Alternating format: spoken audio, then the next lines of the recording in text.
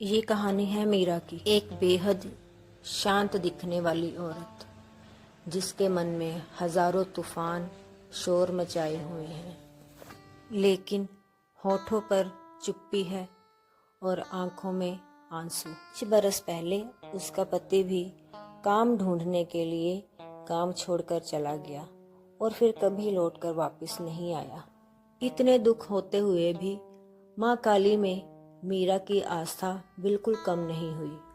सुबह सूरज उगने से पहले उठ जाती और माँ के आगे दीपक जलाकर हाथ जोड़कर यही प्रार्थना करती, माँ अब तुम्हारा ही सहारा है। मीरा ने मेहनत करनी चाहिए, लोगों से काम मांगा, पर किसी ने उसकी सहायता नहीं की। कभी कभी वह माँ के आगे रो देती, माँ अगर तू है तो चुप क्यों है। गांव वाले उसको खूब बातें सुनाते, क्या फायदा इतनी पूजा का, अगर भगवान होते तो क्या ये हालत होती। लेकिन मीरा चुप रहती क्योंकि उसको जवाब नहीं देना था। फिर एक दिन उसके घर में अन्न का एक दाना भी ना बचा।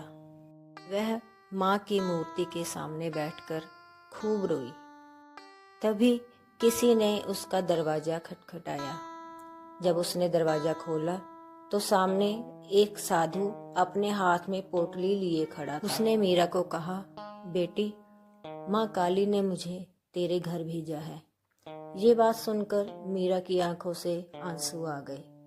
उसने पोटली मीरा की ओर बढ़ाते हुए कहा, इस पोटली में सोना चांदी तो नहीं है, लेकिन हाँ तुम्हारा जीवन अच्छे से कट जाएगा। उस थैली में बीज थे।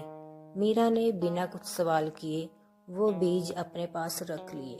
मीरा ने वह बीज अपनी बंजर जमीन में बो दिए।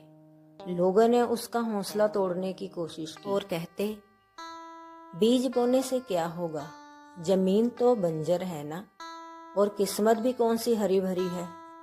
लेकिन मीरा का हौसला ना टूटा। उसने खूब मेहनत की, दिन रात खेत को सींचा और माँ का नाम लिया। उसे विश्वास था कि एक दिन उसकी किस्मत जरूर बदलेगी। और फिर दिन रात की उसकी मेहनत रंग लाई। उसके खेत हरे भरे हो गए जो कभी बंजर जमीन कहलाते थे। फसल ऐसी हुई कि पूरे गांव में चर्चा फैल गई। दूसरों से काम की मदद मांगने वाली मीरा अब दूसरों को काम देने वाली हो गई। गांव वाले सभी हैरान थे। एक दिन मीरा मंदिर में बैठी माँ के आगे दिया जला रही थी। वही साधु फिर मीरा के पास आया। मीरा ने साधु से पूछा, बाबा माँ ने पहले मेरी पुकार क्यों नहीं सुनी। साधु ने कहा, भगवान कभी चुप नहीं होते बेटी, वह सिर्फ तुम्हें भीतर से मजबूत बना रहे होते हैं। अगर माँ तुम्हें तुरंत जवाब दे देती तो क्या तुम अपने भीतर की शक्ति को जान पाती। इतना कहकर साधु बाबा ओझल हो गए। अब मीरा की प्रार्थनाएं बदल चुकी थी। वह हमेशा कहती, माँ अगर दुख देना तो सहने की ताकत देना, और जब सुख देना तो घमंड मत देना। इस कहानी से हमें यही शिक्षा मिलती है कि भगवान देर करते हैं लेकिन अंधेर नहीं, और जब वह चुप होते हैं तो हमें भीतर से मजबूत बना रहे होते हैं।